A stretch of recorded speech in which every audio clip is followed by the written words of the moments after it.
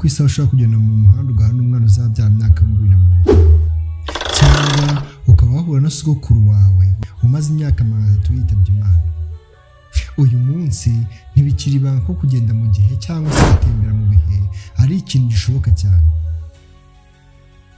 Nimvuga kugenda mu bihe cyangwa gutembera mu gihe, wumve ko uyu munsi wajya mu mwaka wa 2050 ukareba uko isi izaba imeze, cyangwa ugasura inyuma mu myaka myinshi ndetse ukaba wanabwira uko uyu munsi hazaba hameze.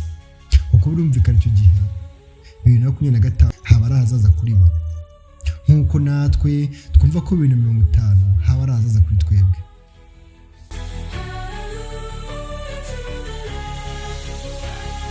Uyu munsi tugiye kurebera hamwe ibimenyetso simusiga bigaragaza neza ko hari abantu bagitembera mu gihe.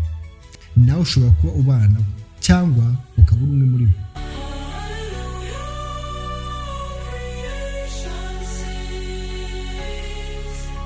Mbibutsa ko nyamuneka nimushyashya kuri iyi mihanda, fata umunota umwe unkorere subscribe na share maze tugendane.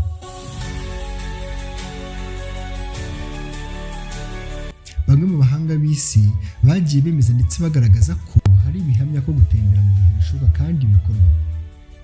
Gusa mbere yo kutujya mu byo bahanga bagaragaza, reka turebe ubundi ni ibihe bintu bigaragaza neza ko time travel ibaho kandi ko ikorwa. Mu mwaka wa 1940 ubwo bari mu gikorwa cyo gutaha ikiraro cya Suffolk Bridge, icyo murakizi ko kiri muri Canada, hagaragaye ifoto y'umugabo wambaye imyambaro igezweho y'uyu munsi, ndetse akaba yaranafite digital camera. Kandi murabizi neza ko digital cameras ni iz'ejo bundi. Abahanga bakoze ubushakashatsi bagendeye ku ruganda rwakoze iyo kamera, basanga rwasohoye kamera yayo ya mbere mwaka wa 2000. Muri make ifoto y'umugabo imaze gufatwa haciye imyaka 60 nibwo iyo kamera ya mbere yasohotse.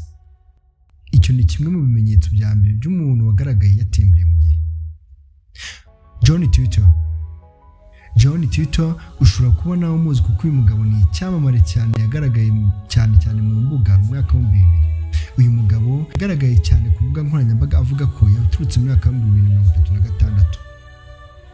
Gusa namwe murabizi by'imbuga by'izi mihanda murabizi ko babibeshya.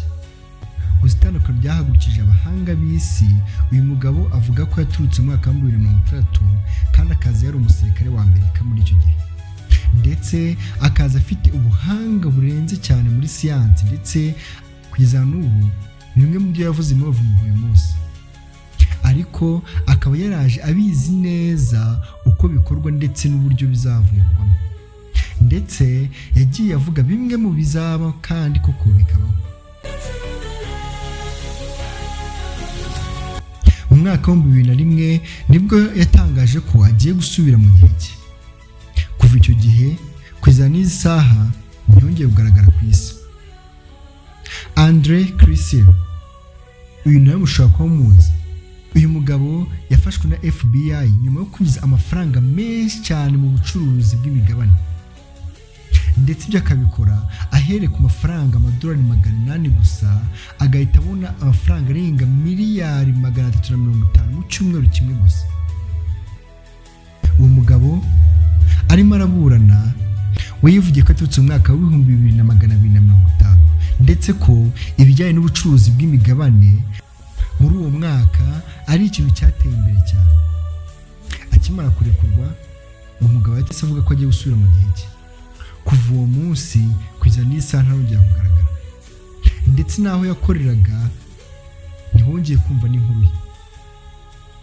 Ibi byose abahanga b'isi siyansi bemeje ko ari ukuri, kandi ko time travel ikorwa, ndetse ko proje yayo igeze kure itegurwa, ku buryo mu myaka mike iri imbere gutembera mu gihe bizaba bimeze nko kuva mu Bugesera buryo ukagera i Kigali muri Kicukiro.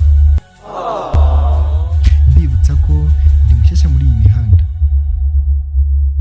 Kora subscribe, unkorere na share, unatwandikiye muri comment icyo mvuga twakora ubutaha. Ngiri Dark Light. Murakara.